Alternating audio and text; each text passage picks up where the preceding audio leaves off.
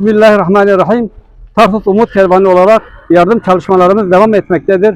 Hayırseverlerimizin bizlere bağışlamış oldukları kırmızı etlerimizi aldık. Şimdi ihtiyaç sahibi ailelere dağıtmak için geldik. Allah-u Teala bu hayırlı emeği geçen tüm hayırseverlerimizden ebeden razı olsun. Onların üzerine rahmetini, bereketini, lütfunu, inayetini yağdırsın. Böyle hayırseverlerin sayısını çoğalsın. Umut Kervanı Tarsus.